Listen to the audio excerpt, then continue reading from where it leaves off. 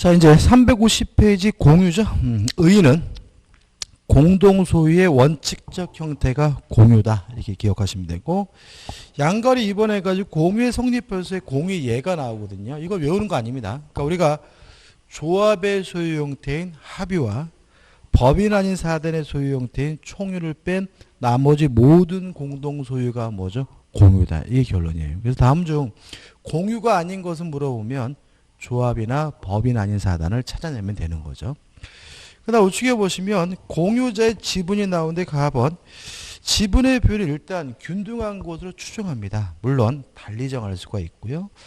4번 지분의 내용에서 1번 소유의 비율이란 말이 나와요. 제가 한번 읽어보면 지분은 각 공유자가 목적물에 대하여 가지는 소유의 비율이다. 그것은 목적물의 어느 부분에 특정되는 것이 아니라 목적물 중 몇 분의 몇의씩이라는 관념적으로 구성된다. 이렇게 나와 있잖아요. 이게 무슨 말인가 싶은데 여기서 중요한 논리가 나옵니다. 자, 우리 판례는 공유라는 것은 결국은 소유권을 나눠 가지고 있다는 거거든요. 따라서 공유 지분은 결국은 소유권에 대해서는 일부에 대한 권리예요. 그렇지만 물건을 나눠 가지고 있는 것은 아니기 때문에 목적물에 대해서는 전부에 대한 권리다. 이게 우리 판례 입장입니다. 그래서 공유란 물건을 나눠 가지고 있는 것이 아니라 소유권을 나눠 가지고 있는 거다. 따라서 공유 지분은 소유권에 대해서는 일부지만 목적물에 대해서는 전부에 대한 권리라는 거고요. 따라서 만약에 공유 지분을 이유로 부당이득 반환을 청구하거나 또는 손해배상을 청구하는 것은 전부에 대해서 청구하는 것이 아니라 지분 범위 내에서만 청구하게 되고요. 또 목적물에 대해서 반환을 청구하거나 또는 방해 배제를 청구하는 것은 지분 범위 내에서 청구하는 것이 아니라 목적물 전부에 대해서 청구하는 것임을 잊지 마시기 바랍니다. 이거 가지고 또 이제 봐야 돼요. 그 다음에 2번 지분의 처분의 주장해가지고 공유 지분은 자유롭게 처분할 수 있고요. 다른 공유자로부터 동의나 승낙을 받을 필요는 없고요. 3번 공유물의 사용 수익이 나오는데 이런 말이 나옵니다. 공유자는 공유물 어디를요? 전부를 지분의 비율로 사용 수익할 수 있다죠. 다시 말하면 공유 지분을 가지고 목적물 어디를요? 전부를 사용하는 거죠. 왜냐하면 공유란 지분이란 목적물에 대해서는 뭐예요? 전부에 대한 권리이기 때문에 그런 거죠. 다음은 지분의 탄력성 해가지고 공유 지분은 상속이 됩니다. 근데 만약에 공유자 중 한 사람이 사망을 했는데 상속인이 없거나 공유 지분을 포기하게 되면 다른 공유자에게 지분의 비율로 흡수가 되는데 이거 우리가 공유 지분의 탄력성이라고 해요. 이거는 이게 뭐냐면 무주물이 부동산이면 국가다의 예외인 거예요. 예를 들어가지 만약에 갑이라는 사람이 단독으로 소유하고 있는데 이 사람이 사망을 했는데 상속인이 없거나 이 사람이 자신의 소유권을 포기하면 무주의 부동산이니까 누구 거가 돼요? 국가 거가 되는 거죠. 그죠?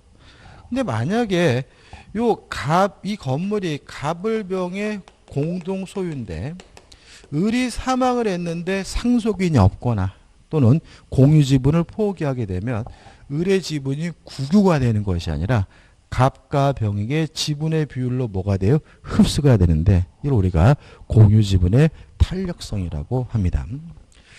그 다음에 라번에서 지분권에 기한 청구권 해가지고 판례들이 빠바바박 나오잖아요. 그죠? 빠바박 나오단 말이죠. 그래서 요 판례들을 공부하는데요. 판례를 읽어보면 또 머리에 쥐가 납니다. 근데 이거는, 판례를 깨알같이 다 보는 건 아니고요. 몇 가지 사례만 이해하시면 돼요. 자, 일단 적어볼게요. 공유 지분은 소유권에 대해서는 일부고, 목적물에 대해서는 뭐예요? 전부다는 거고.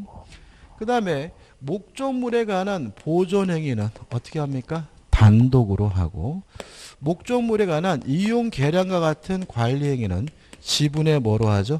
과반수로서 하고 처분 변경은 뭐가 필요합니까? 전원의 동의가 필요하다는 거 아까 했죠. 그죠? 이거 가지고 보잔 말이죠. 사례를 많이 하는 건 아니고 한 4가지만 이해하시면 돼요. 첫 번째. 자, 갑과 을이 공유하고 있고요. 각 지분이 2분의 1이에요. 근데 병이라는 사람이 갑을이 공유하는 요 토지를 불법으로 뭐 하고 있냐면 점유를 하고 있어요. 첫째, 이때 갑이 병에게 반환을 청구하려고 합니다. 이때 반환을 청구하려고 할 때 단독으로 할 수가 있다. 왜냐하면 공유물에 관한 보존행위는 어떻게 해요? 단독으로 하니까요. 그 다음에 단독으로 어디를 청구하냐면 반을 청구하는 것이 아니라 단독으로 전부에 대해서 반환을 청구하는 거다. 왜냐하면 공유지분은 목적물에 대해서는 뭐예요? 전부에 대한 권리므로 반환 청구는 전부에 대해서 하는 거죠. 다만 이 병이 불법으로 점유한 병에 대해서 부당이득 반환이나 불법 점유를 이유로 한 손해배상을 청구하고자 할 때는 이때는 전부에 대해서 청구하는 것이 아니라 2분의 1만 청구하는 거다. 왜냐하면 공유지분은 소유권에 대해서 뭐예요? 일부니까 부당이득 반환이나 손해배상은 어느 범위 내에서요? 지분 범위 내에서요. 이해되시죠? 그죠? 이게 가장 기본입니다. 그래서 제3자가 불법으로 점유하고 있으면 단독으로 전부에 대해서 반환을 청구하고 다만 부당이득이나 손해배상은 2분의 1만 청구하는 거다. 꼭 기억해 두셔야 돼요. 그 다음 두 번째 사례를 좀 최근에 좀 어려워하는 분들이 많은데 자, 갑과 을이 공유하고 있고요. 지분이 각 2분의 1이에요. 근데 지금 현재는 요 갑이 둘로 나눠볼게요.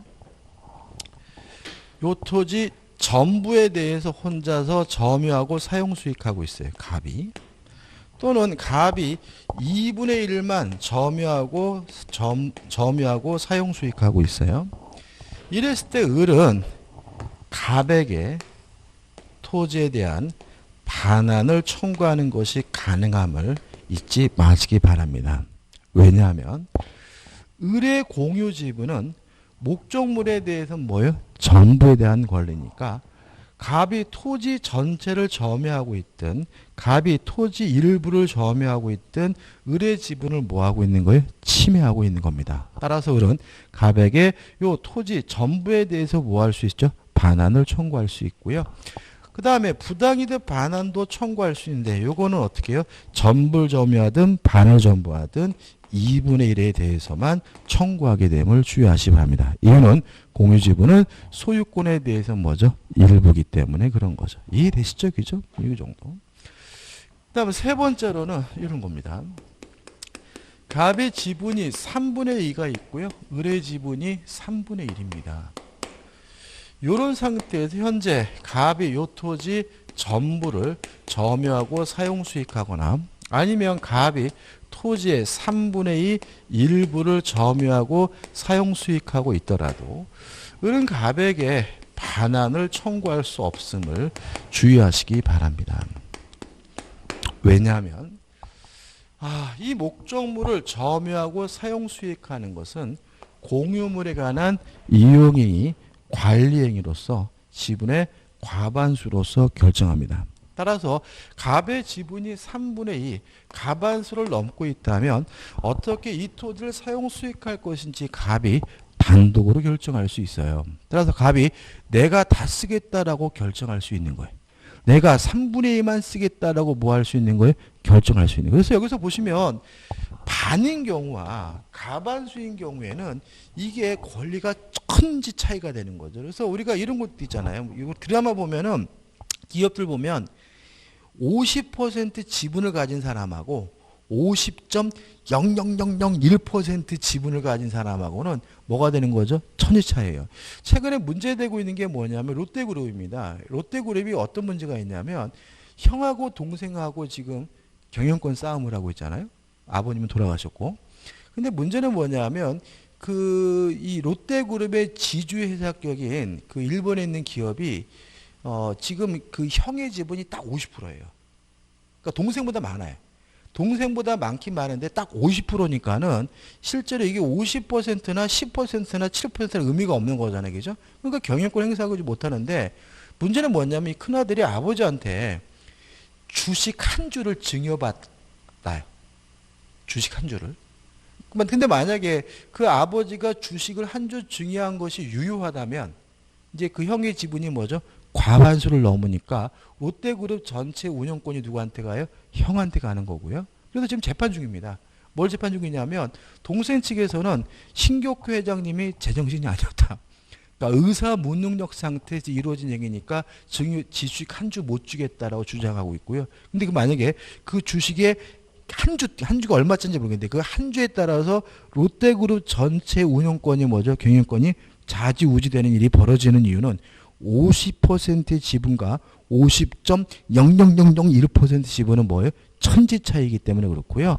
50%는 의미가 없는 거죠. 그렇지만 50.0001% 과반수를 넘었다면 그때는 반도로 어떻게 쓸지를 자유롭게 결정할 수가 있습니다. 따라서 을은 갑에게 반환 청구할 수 없어요. 다만 갑에게 부당이득 반환만 청구할 수가 있는 거죠. 몇 분의 몇이요?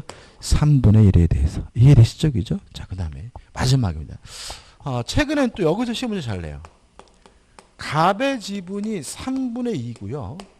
을의 지분이 3분의 1이에요. 근데 현재 병이 이 토지를 점유하고 사용 수익하고 있는데 만약에 병의 점유가 불법 점유라면 을도 병에 대해서 전부에 대해서 반환을 청구하고 3분의 1 범위 내에서 부당이득 반환을 청구할 수 있겠죠. 근데 만약에 이 병이 갑과 임대차 계약을 통해서 다시 말하면 사용 수익을 허락받고 임차인으로서 점유하고 있는 상태라면 을은 병에게 아무것도 청구할 수가 없습니다. 왜냐하면 이 토지를 제3자에게 임대하는 것도 이용행위로서 관리행위로서 지분의 과반수로서 하거든요. 따라서 갑의 지분이 3분의 2 과반수를 넘었다면 단독으로 뭐 할 수 있어요? 임대차 할 수 있고요. 따라서 병은 적법한 뭐예요? 임차인인 거예요. 따라서 병의 점유는 적법한 것이니까 반환 청구할 수 없고요. 병의 이득도 적법한 거니까 부당이득 반환도 청구할 수가 없습니다. 다만 갑이 병으로부터 차임을 혼자 다 받고 있다면 요 을은 갑에게 3분의 1 범위 내에서 뭐만 청구할 수 있냐면 부당이득 반환만 청구할 수 있다는 것이 우리 판례 입장임을 주의하시기 바랍니다. 여기까지 4가지 사례만 이해하시면 충분합니다. 교재 나와 있는 판례들 대부분 다 설명드린 거예요. 끝입니다. 그 다음에 넘겨보시면은 페이지 354페이지 처분 변경은 전원의 동의가 필요하다. 그 다음에 답은 공유물에 대한 부담은 공유 지분 범위 내에서 부담한다. 5번 공유관계의 대외적 주장은 공유자 전원이 함께 해야 된다는 얘기 나와 있는데 중요한 건 아닙니다. 이게 무슨 말이냐면 이런 거예요. 자 보시면 갑과 을이 공유하는 토지에 병이 불법으로 점유하고 있으면 단독으로도 전부에 대해서 반환 청구할 수 있죠. 꼭 그래야 되는 건 아니에요. 다시 말하면 갑의 입장에서는 나에게 달라고 할 수도 있고 우리에게 달라고 할 수 있는 거예요. 나에게 달라고 주장하는 것은 지분권에 대한 반환 청구고 우리에게 달라고 요구하는 것은 공유관계에 의한 반환 청구고요. 우리에게 달라고 요구할 때는 갑과 을이 함께 해야 되겠죠. 따라서 공유관계에 의한 반환 청구는 쉽게 말하면 우리에게 돌려달라고 뭐 하는 거예요? 반환 청구하는 것이 이때는 어떻게 해요? 공유자 전원이 참여된다는 이런 얘기인데 헷갈리면 몰라도 됩니다. 중요한 건 아니에요.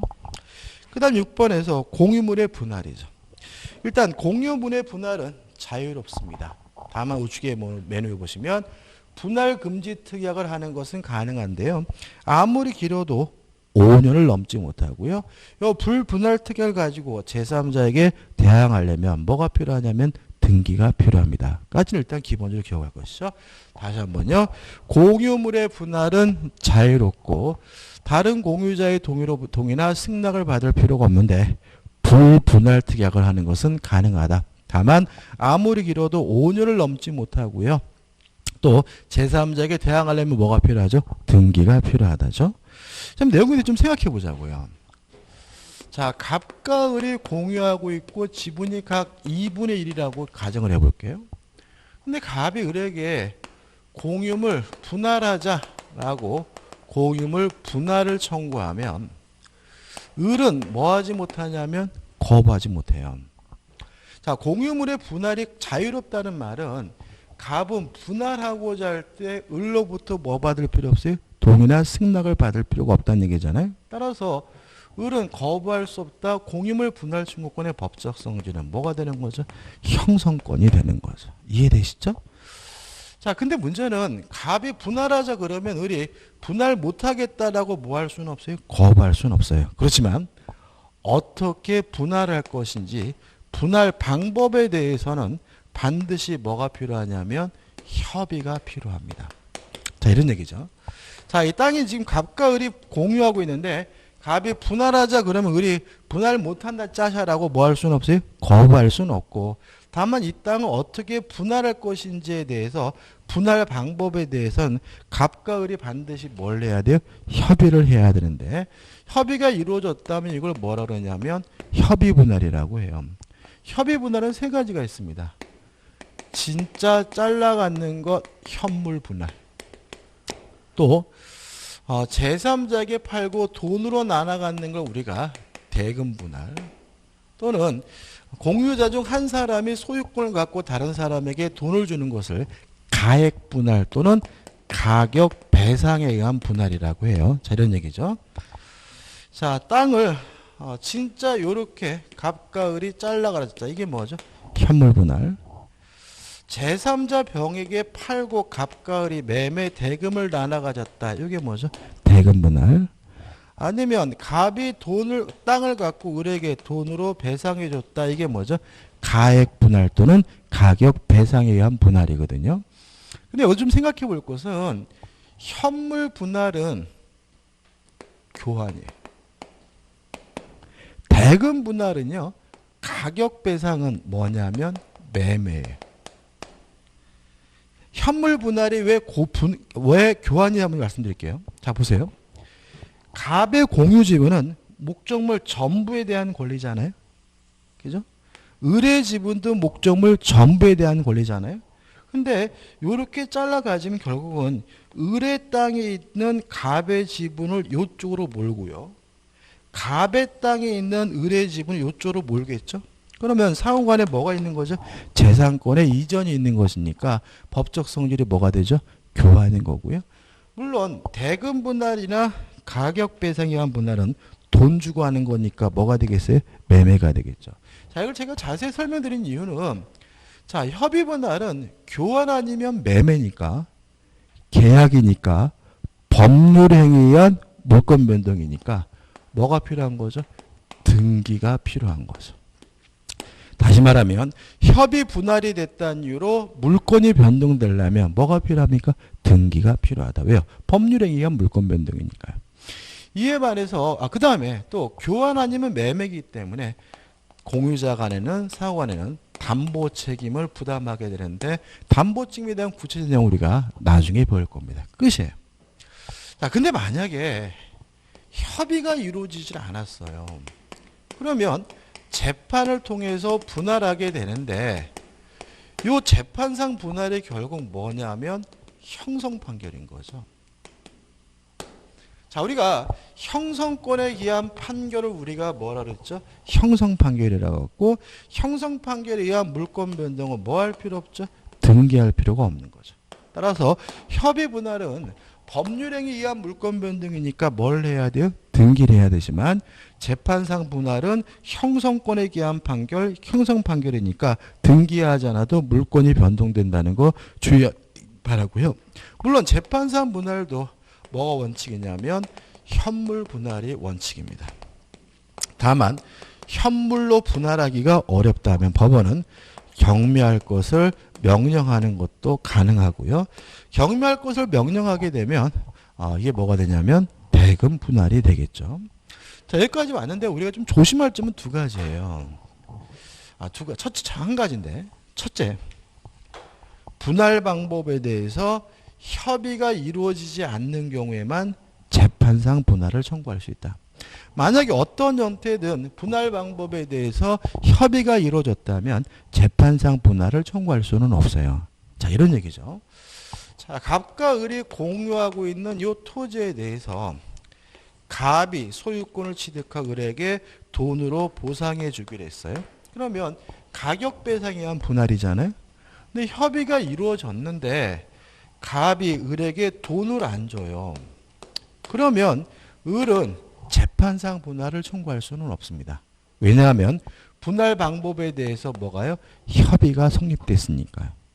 다만 법원에다가 돈을 달라고 이행을 청구하는 뭐를 할 수 있어요? 소송은 제기할 수 있는 거죠. 다시 말하면 돈 달라고 청구하는 소송을 제기할 수 있을지언정 뭐는 청구하지 못합니까? 재판상 분할은 청구하지 못한다. 왜냐하면 재판상 분할은 협의가 성립되지 않은 경우에만 하게 됨을 주의하시기 바랍니다. 끝입니다.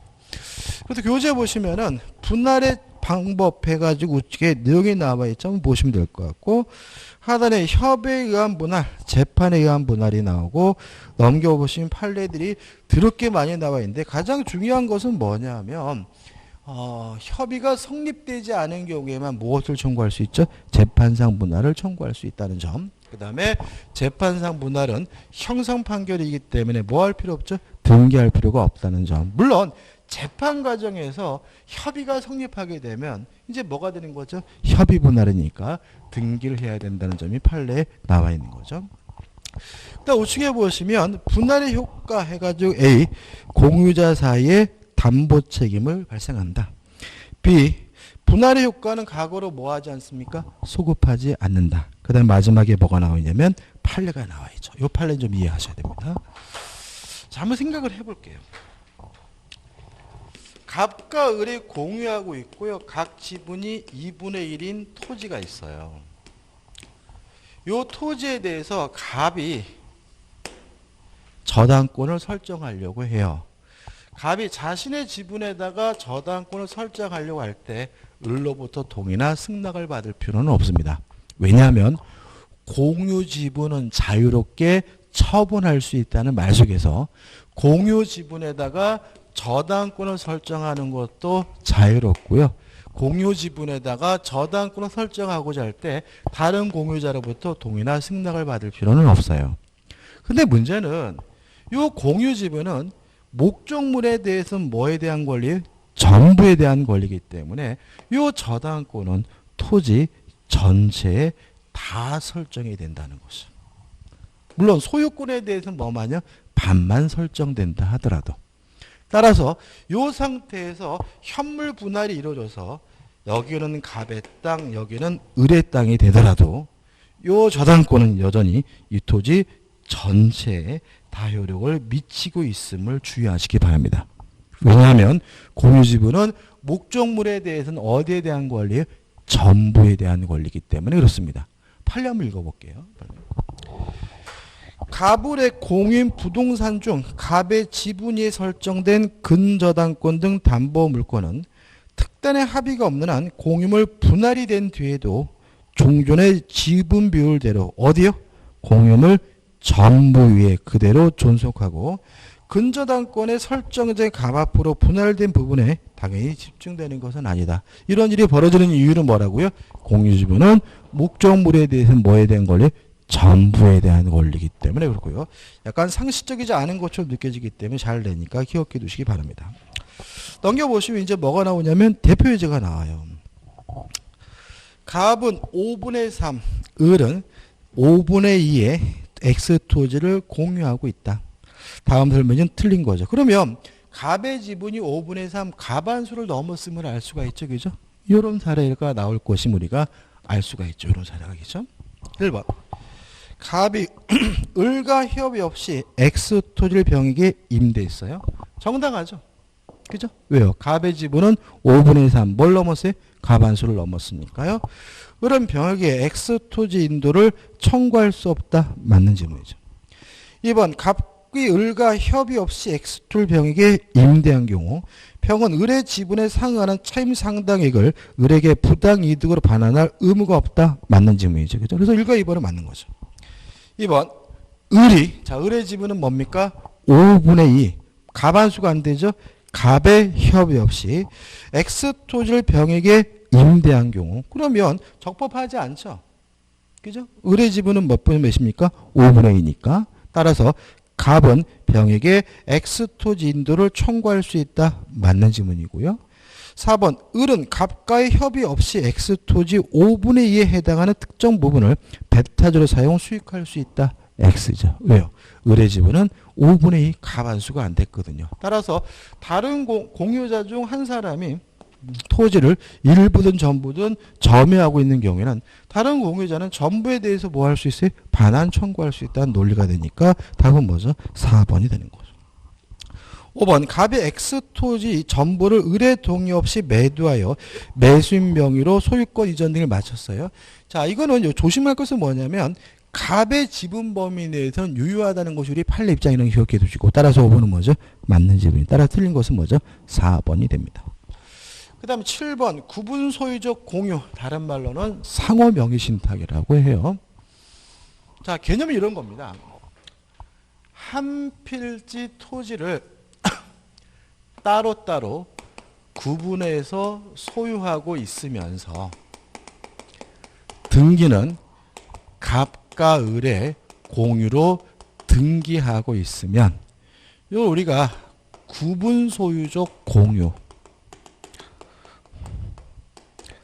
또는 상호 명의 신탁이라고 합니다.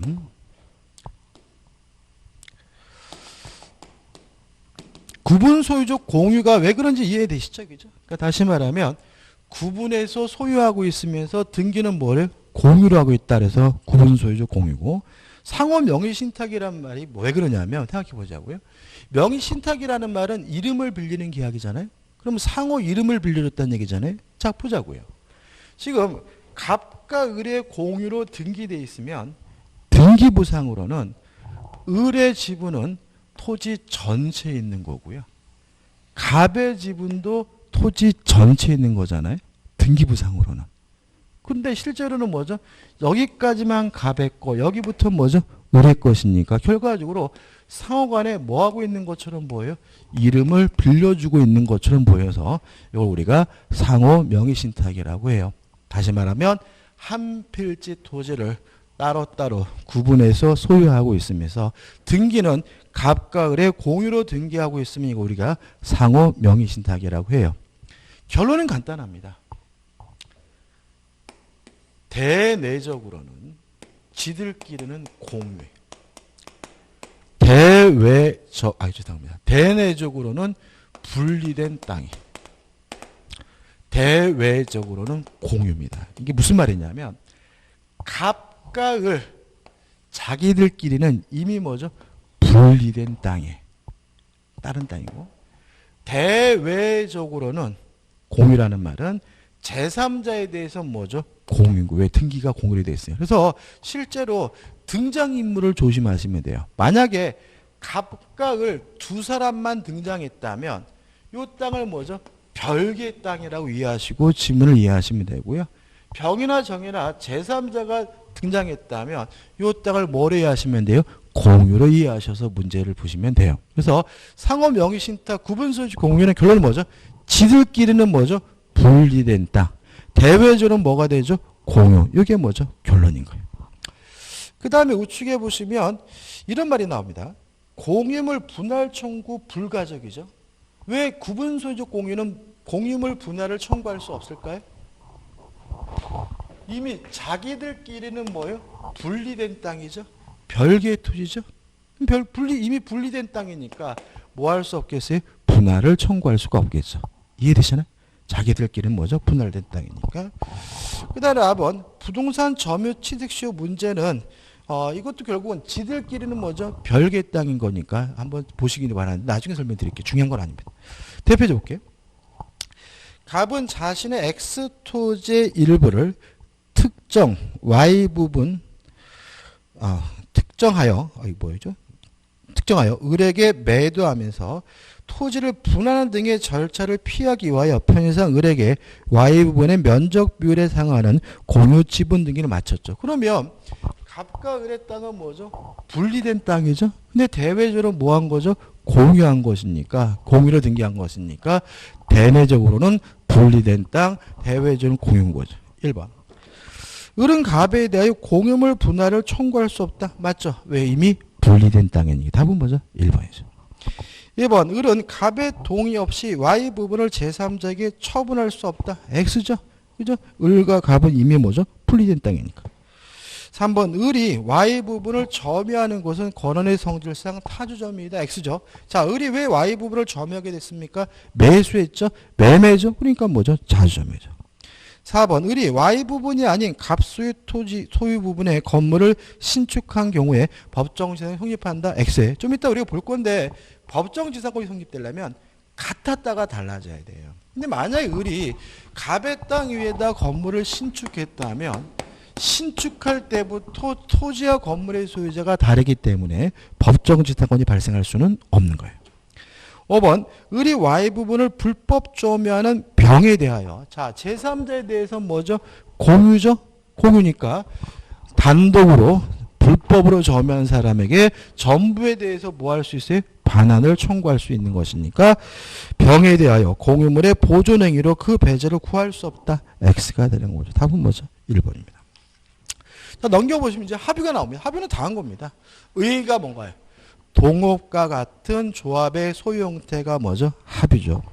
합의의 성립 복잡하게 생각하지 마시고 동업자다, 조합이다 생각하시면 되고, 합의 관계에서 갑은 합의 지분은 목적물 전부에 미친다. 공유와 마찬가지죠. 나번 보존행위는 단독으로 할 수 있고 처분 변경은 전원의 동의가 있어야 된다. 이건 뭐예요? 공유와 마찬가지죠. 다른 점은 뭐냐면 답은 합의 지분은 전원의 동의가 있어야 처분할 수 있고요.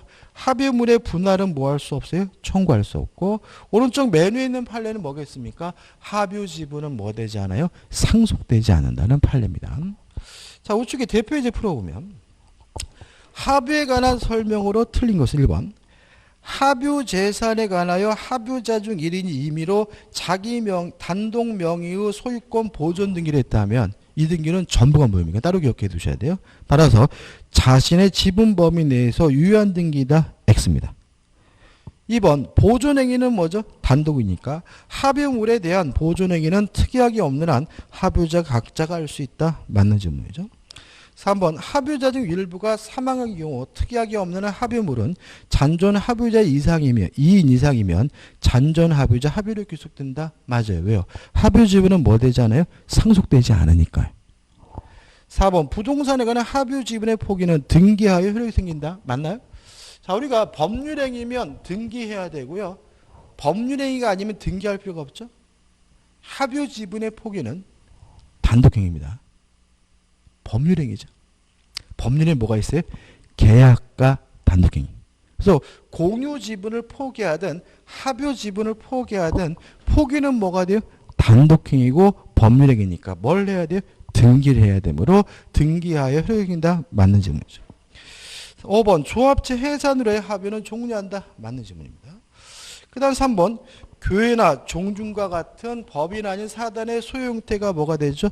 총유인데 항상 교재 내용을 보기 전에 항상 잊지 말 것은 총유는 뭐가 없죠? 지분 자체가 없다는 거 잊지 마시기 바라고, 2번 총유 관계 한번 보시면 될 것 같고, 넘겨보시면 나번해 가지고 보존행위 및 관리행위 및 처분행위 및 총유물에 관한 모든 사항은 다 무엇을 통해서 하냐면 사원총회 결의를 통해서 한다.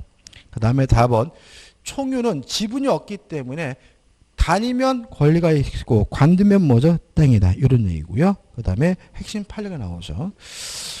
작년에도 여기서 문제가 나왔어요. 아, 작년에 나왔나? 나왔던 것 같은데. 근데 실제로 올해도 나올 수 있을 것 같아요. 하도 요새 신천지 뭐니 난리가 나가지고. 자, 이런 겁니다. 교회가 있어요. 교회가 있는데 이거는 특정 정파와 관련이 없는 거예요. 그냥 제가 그림 그려놓은 거는 가장 일반적인 정파가 뭐죠? 장로고 감리고니까 이렇게 적어놓은 거지. 실제로 이름이 되게 길더라고요. 근데 이거 아닙니다 원래는. 그런데 여기서 김 목사라는 분이 계셨는데 요 김 목사라는 분이 총회축하고 트러블이 생겨가지고요. 갑자기 더 이상 장로교를 안 하고 감리교로 간다라고 선언을 하게 돼요. 종파를 바꾸는 거죠. 그랬더니 같이 목회 활동을 하고 있던 김 전도사라는 분이 어떻게 화딱지가 난다고 신앙을 바꿀 수 있습니까?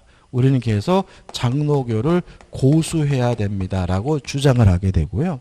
이러는 바람에 신도들이 나뉘어요. 그래서 김 목사를 따르시는 신도분들이 70%고요.